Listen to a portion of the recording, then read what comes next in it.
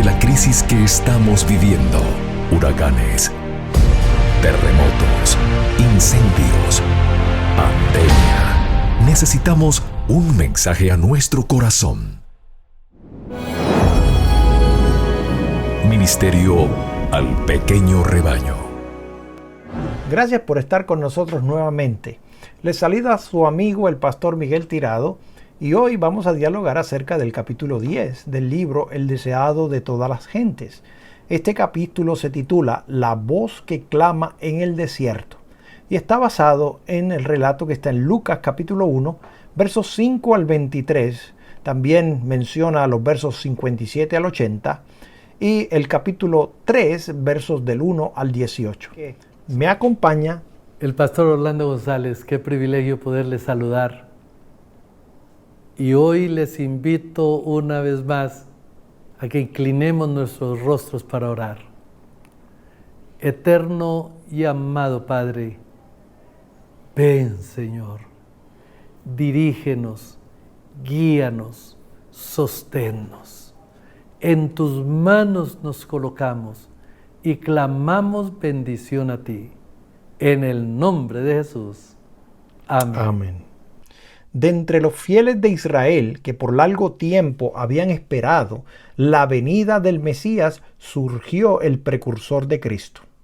El anciano sacerdote Zacarías y su esposa Elizabeth eran justos delante de Dios, y en su vida tranquila y santa la luz de la fe resplandecía como una estrella en medio de las tinieblas de aquellos días malos. A esta piadosa pareja se le prometió un hijo que iría ante la faz del Señor para aparejar sus caminos.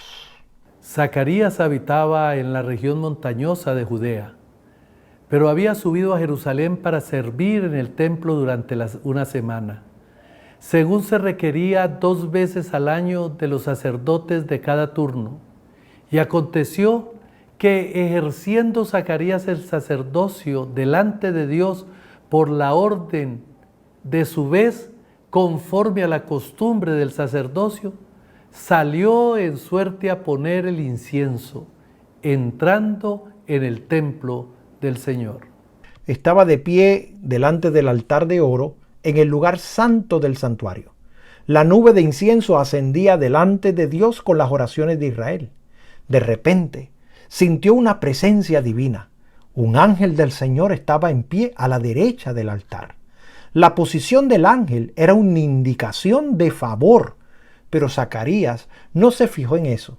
Durante muchos años, Zacarías había orado por la venida del Redentor, y ahora el cielo le había mandado su mensajero para anunciarle que sus oraciones iban a ser contestadas.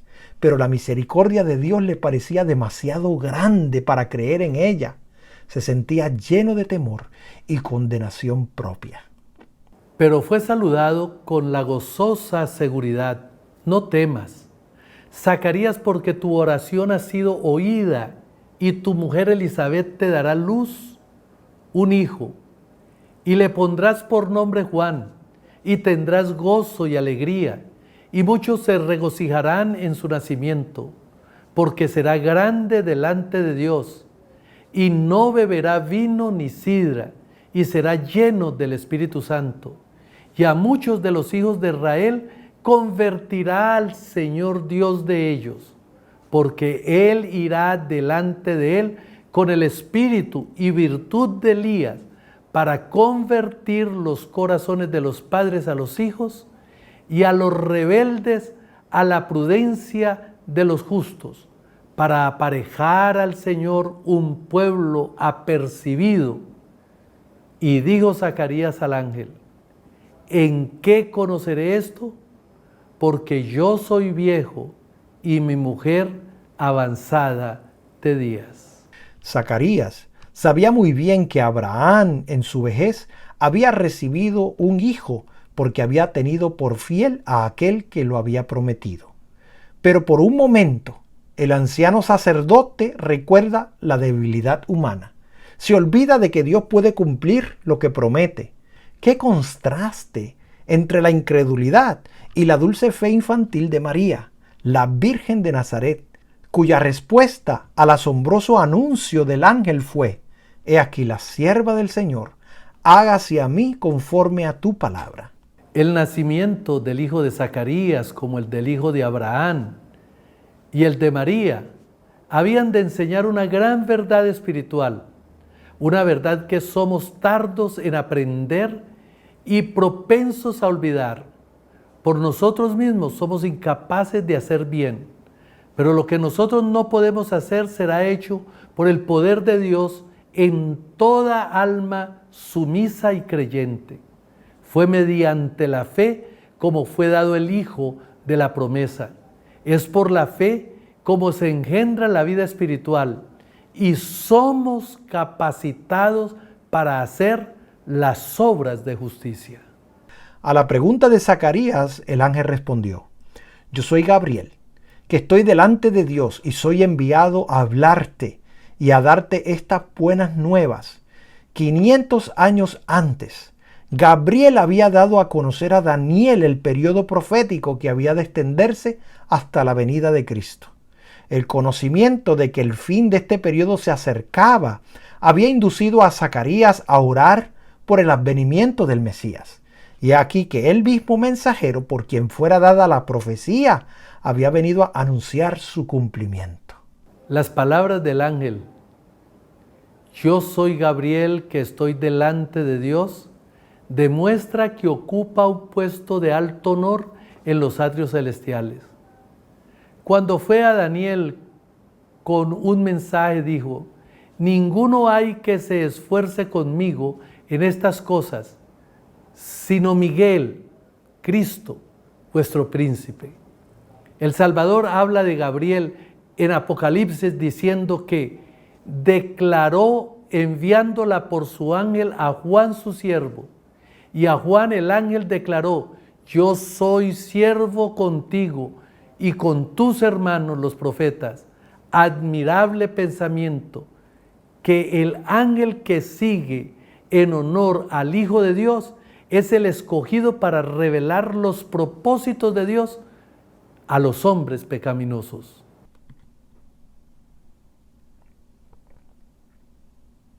Zacarías había expresado duda acerca de las palabras del ángel. No había de volver a hablar hasta que se cumpliesen. He aquí, dijo el ángel, estarás mudo hasta el día en que esto sea hecho, por cuanto no creíste a mis palabras, las cuales se cumplirán a su tiempo. El sacerdote debía orar en ese culto por el perdón de los pecados públicos y nacionales y por la venida del Mesías, pero cuando Zacarías intentó hacerlo, no pudo pronunciar una palabra. Saliendo afuera para bendecir al pueblo, les hablaba por señales y quedó mudo. Le habían esperado mucho tiempo y esperaban a temer que le hubiesen herido el juicio de Dios. Pero cuando salió del lugar santo, su rostro resplandecía con la gloria de Dios y entendieron que había visto visión en el templo. Zacarías les comunicó que lo que había visto y oído, y fue que cumplidos los días de su oficio, se vino a su casa. Poco después del nacimiento del niño prometido, la lengua del padre quedó desligada y habló bendiciendo a Dios. Fue un temor sobre todos los vecinos de ellos, y en todas las montañas de Judea fueron divulgadas todas estas cosas. Y todos los que las oían las conservaban en su corazón diciendo: ¿Quién será este niño? Todo esto tendía a llamar la atención a la venida del Mesías, para la cual Juan había de preparar el camino. El Espíritu Santo descendió sobre Zacarías y en estas hermosas palabras profetizó la misión de su hijo: y tu niño será llamado profeta del Altísimo, pues irás ante la faz del Señor para preparar sus caminos, dando conocimiento de salvación a su pueblo en la remisión de sus pecados, a causa de las entrañas de misericordia de nuestro Dios, en la que nos visitará el sol naciente, descendiendo de las alturas, para dar luz a los que están sentados en tinieblas, en sombra de muerte, para dirigir nuestros pies en el camino de la paz. El niño crecía y se fortalecía en espíritu, y estuvo en los desiertos hasta el día en que se mostró a Israel. Antes que naciera Juan, el ángel había dicho: será grande delante de Dios, y no beberá vino ni sidra, y será lleno del Espíritu Santo. Dios había llamado al hijo de Zacarías a una gran obra, la mayor que hubiera sido confiada alguna vez a los hombres. A fin de que ejecutara esta obra, el Señor debía obrar con él, y el Espíritu de Dios estaría con él si prestaba atención a las instrucciones del ángel.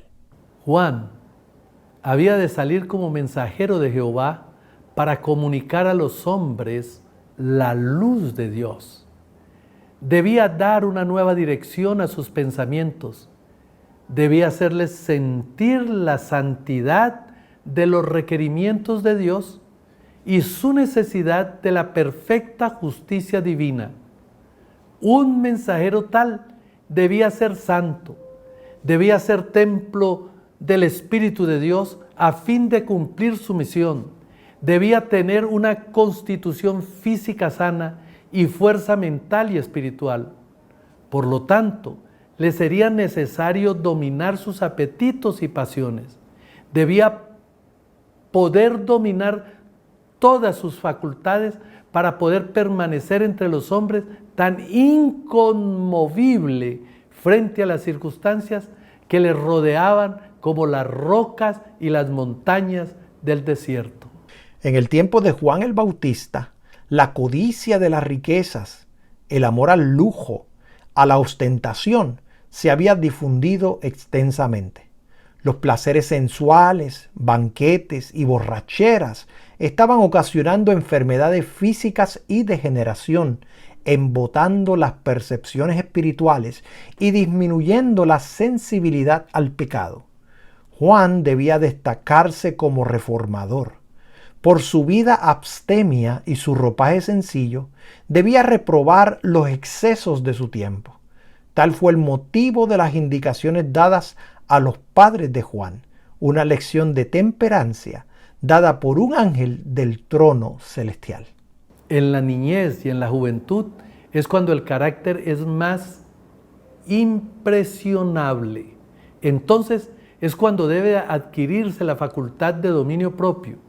En el hogar y la familia se ejercen influencias cuyos resultados son tan duraderos como la eternidad.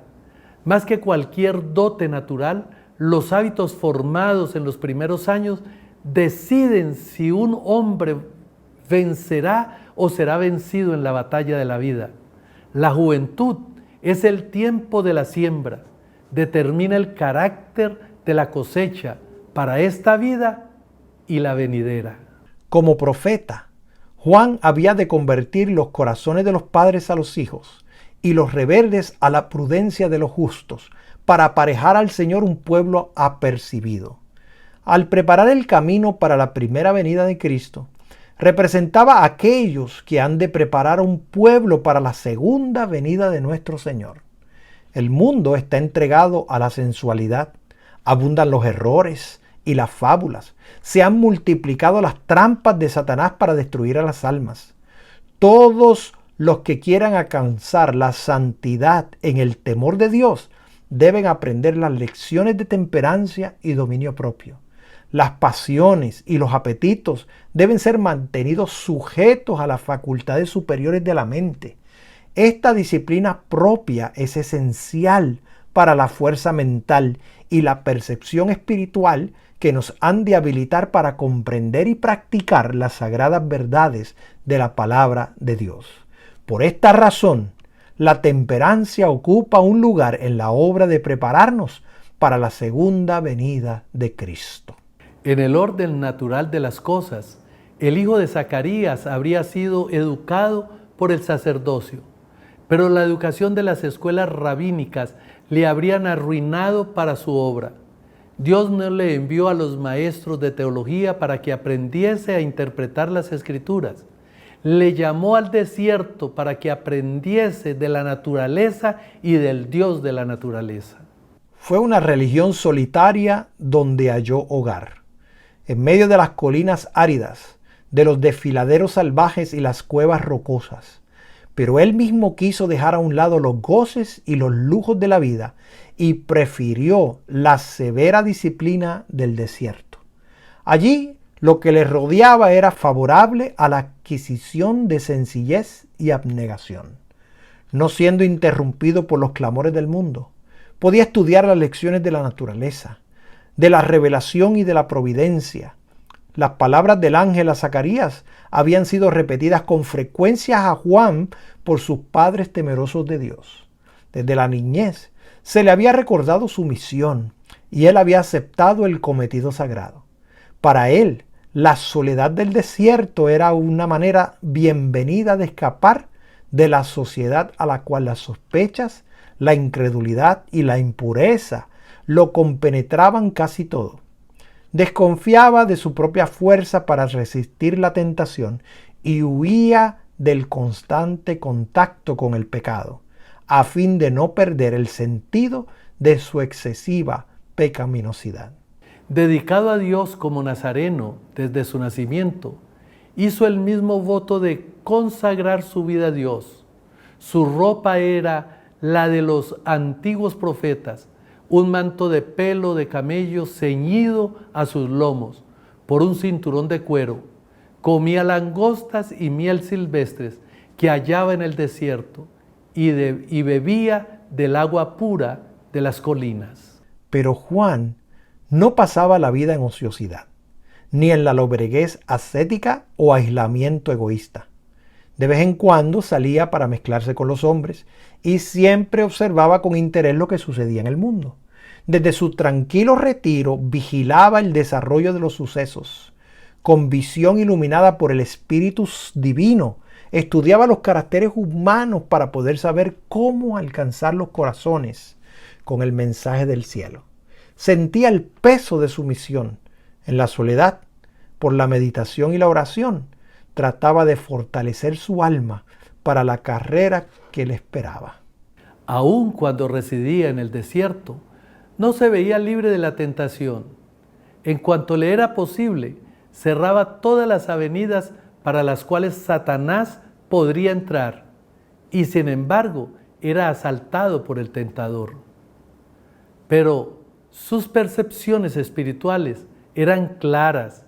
Había desarrollado fuerza de carácter y decisión, y gracias a la ayuda del Espíritu Santo, podía reconocer los ataques de Satanás y resistir su poder.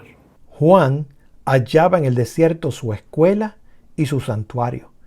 Como Moisés entre las montañas de Madián, se veía cercado por la presencia de Dios y por las evidencias de su poder.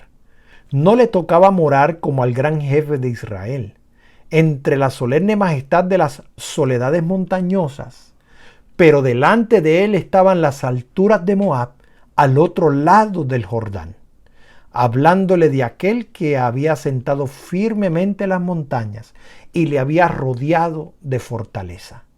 El aspecto lóbrego y terrible de la naturaleza del desierto donde moraba representaba vívidamente la condición de Israel. La fructífera viña del Señor había llegado a ser un desierto desolado, pero sobre el desierto los cielos se inclinaban brillantes y hermosos. Las oscuras nubes formadas por la tempestad estaban cruzadas por el arco iris de la promesa. Así también, por encima de la degradación de Israel, resplandecía la prometida gloria del reinado del Mesías. Las nubes de ira estaban cruzadas por el arco iris de su pactada misericordia. A solas, en la noche silenciosa, leía la promesa que Dios hiciera a Abraham de una prosperidad tan innumerable como las estrellas. La luz del alba que doraba las montañas de Moab le hablaban de aquel que sería como la luz de la mañana cuando sale el sol de la mañana sin nubes. Y en el resplandor del mediodía veía el esplendor de la manifestación de Dios cuando se revelara la gloria de Jehová, y toda carne justamente la verá. Con espíritu alegre, aunque asombrado, buscaba en los rollos proféticos las revelaciones de la venida del Mesías, la simiente prometida que había de aplastar la cabeza de la serpiente, el Shiloh, el pacificador, que había de aparecer antes que dejase de reinar un rey en el trono de David. Ahora había llegado el momento. Un gobernante romano se sentaba en el palacio del monte de Sión. Según la segura palabra del Señor, el Cristo ya había nacido. De día y de noche estudiaba las arrobadoras descripciones que hiciera Isaías de la gloria del Mesías, en las que lo llamaba el retoño de la raíz de Isaí, un rey que reinaría con justicia, juzgando con rectitud por los mansos de la tierra. Sería un abrigo contra la tempestad, la sombra de una peña grande en la tierra de cansancio. Israel no sería ya llamado desamparada, ni su tierra asolamiento, sino que sería llamado del Señor mi deleite, su tierra, Beula, el corazón del solitario desterrado, se henchía de la gloriosa visión. Miraba al rey en su hermosura y se olvidaba de sí mismo. Contemplaba la majestad de la santidad y se sentía deficiente e indigno. Estaba listo para salir como el mensajero del cielo, sin temor de lo humano, porque había mirado lo divino. Podía estar en pie sin temor en presencia de los monarcas terrenales, porque se había postrado delante del Rey de Reyes. Juan no comprendía plenamente la naturaleza del reino del Mesías. Esperaba que Israel fuese librado de sus enemigos nacionales, pero el gran objeto de su esperanza era la venida de un rey de justicia y el establecimiento de Israel como nación santa. Así creía que se cumpliría la profecía hecha en ocasión de su nacimiento, acordándose de su santo pacto, que sin temor, librados de nuestros enemigos, le serviríamos en santidad y en justicia delante de Él todos los días nuestros. Veía que los hijos de su pueblo estaban engañados, satisfechos y dormidos en sus pecados.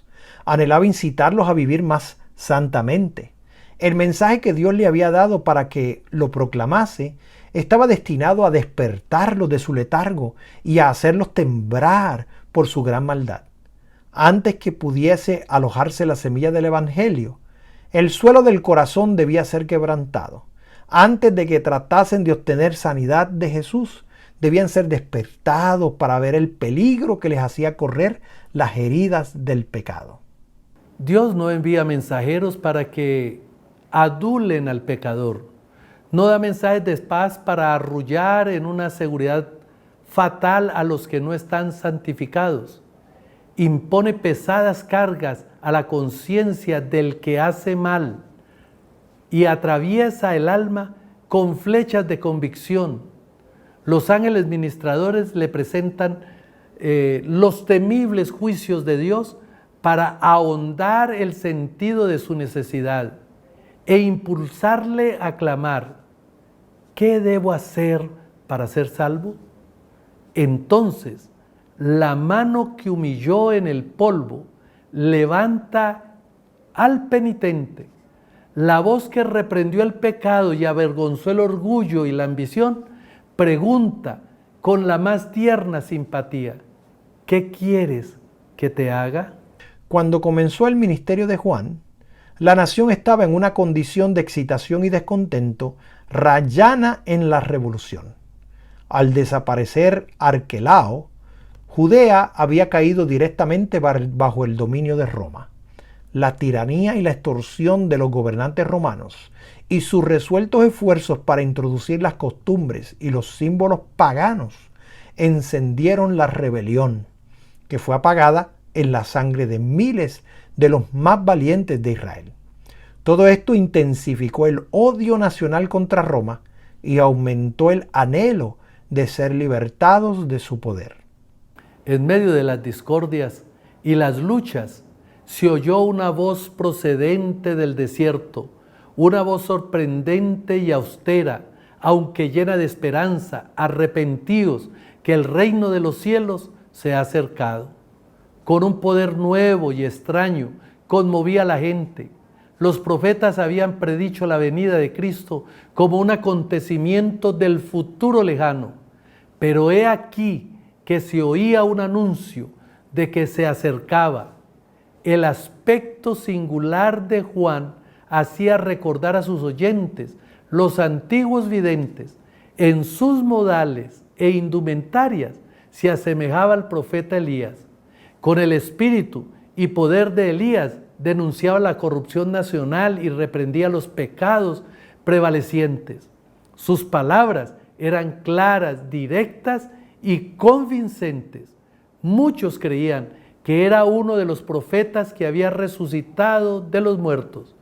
Toda la nación se conmovió. Muchedumbres acudieron al desierto. Juan proclamaba la venida del Mesías e invitaba al pueblo a arrepentirse.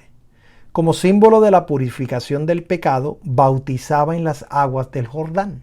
Así, mediante una lección objetiva muy significativa, declaraba que todos los que querían formar parte del pueblo elegido de Dios estaban contaminados por el pecado y que sin la purificación del corazón y la vida no podían tener parte en el reino del Mesías.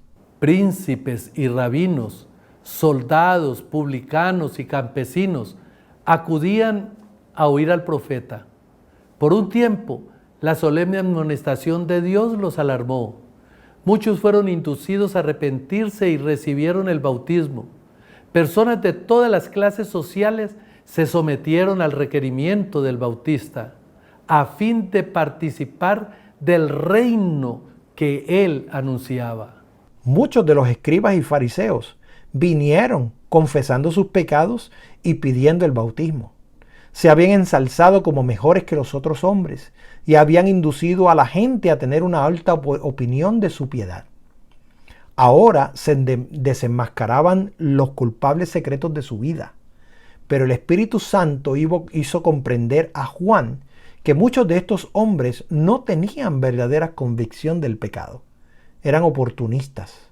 Como amigos del profeta, esperaban hallar favor ante el príncipe venidero.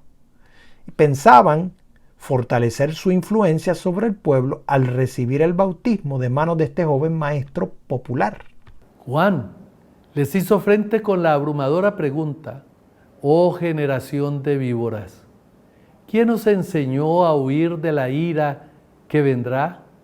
Haced pues frutos dignos de arrepentimiento y no comencéis a decir en vosotros mismos: tenemos a Abraham por padre, porque os digo que puede Dios, aún de estas piedras, levantar hijos a Abraham. Los judíos habían interpretado erróneamente la promesa de Dios de favorecer eternamente a Israel. Así ha dicho Jehová, que da sol para luz del día, las leyes de la luna y de las estrellas para la luz de la noche, que parte la mar y braman sus ondas. Jehová de los ejércitos es su nombre.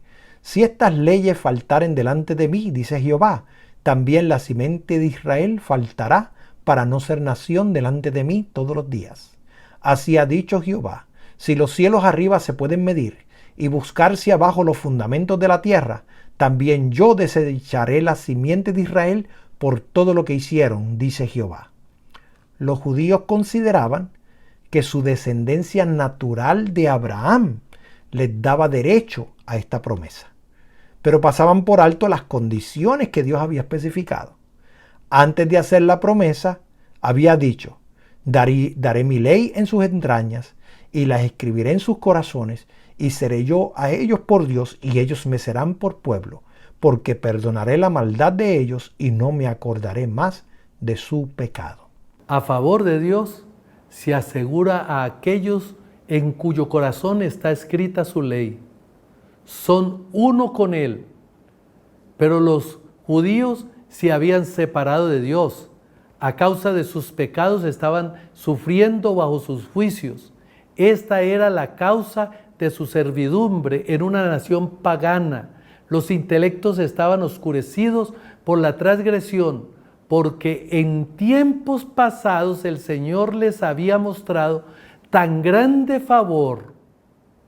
Disculpaban sus pecados, se lisonjeaban de que eran mejores que otros hombres, con derecho a sus bendiciones.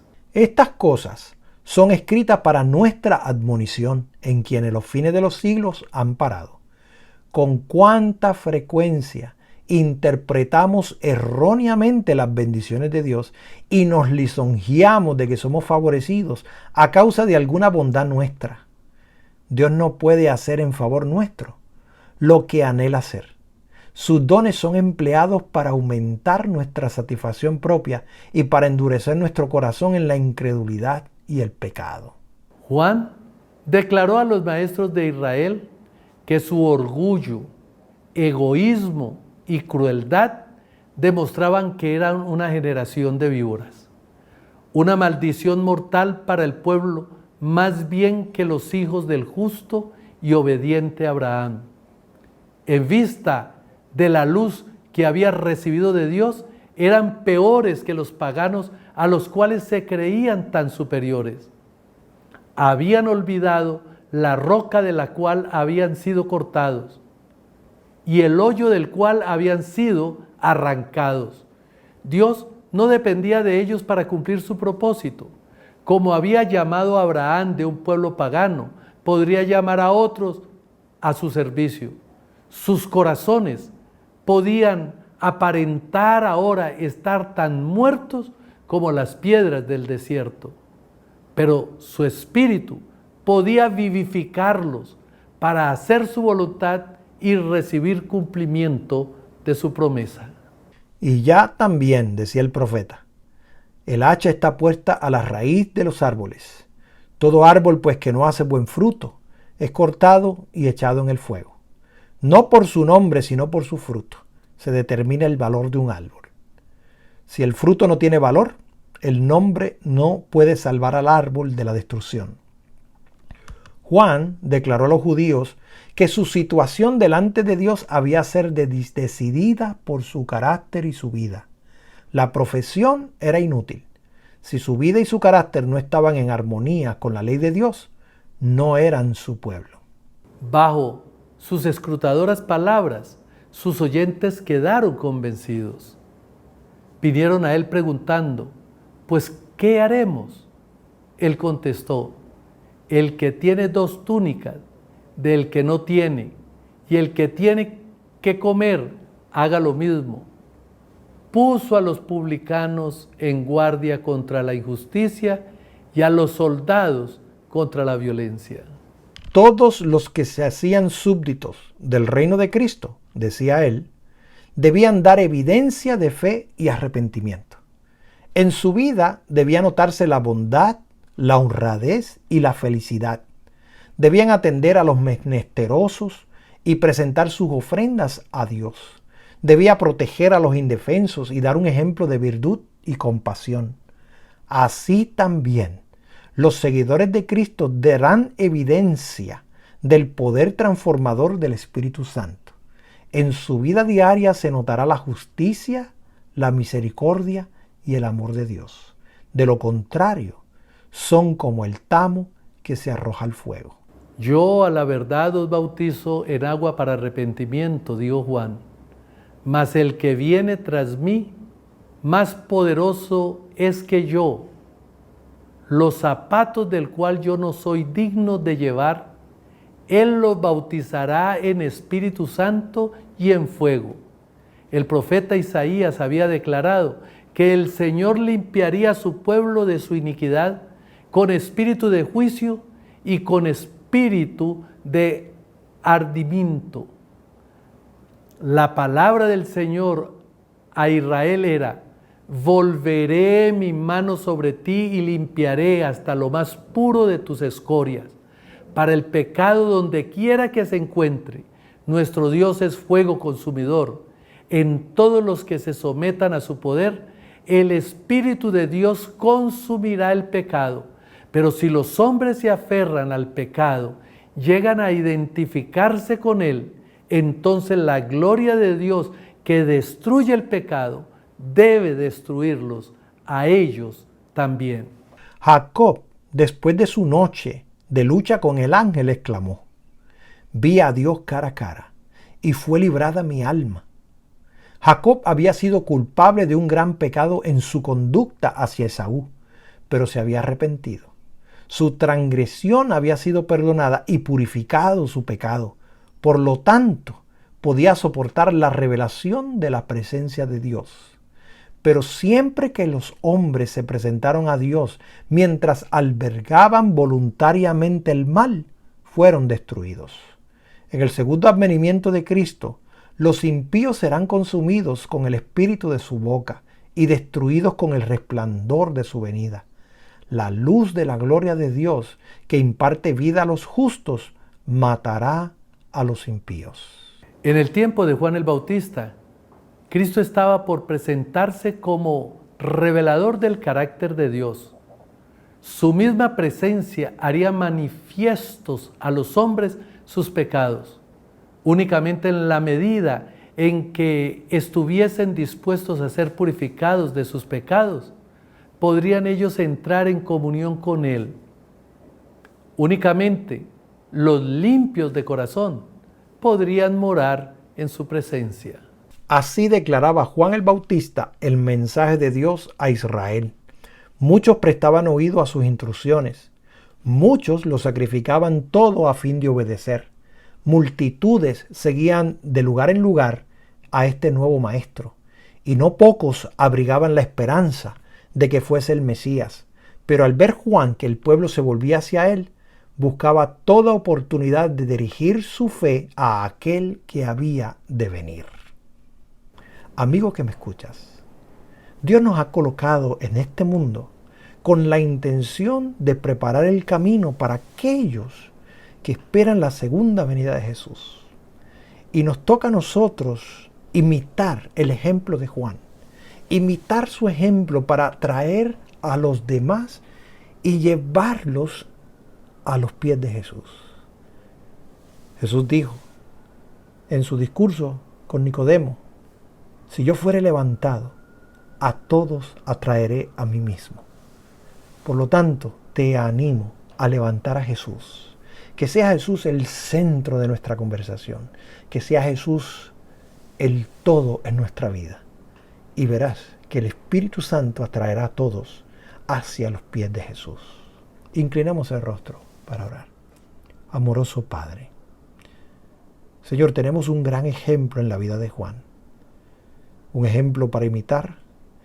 Fue hombre como nosotros, pero fue instruido y fue guiado por tu Santo Espíritu. Por lo tanto, pedimos que ese mismo Espíritu nos guíe en nuestra preparación para preparar el camino para tu venida. En el nombre de Jesús. Amén. Esto ha sido un mensaje al pequeño rebaño. Bendiciones.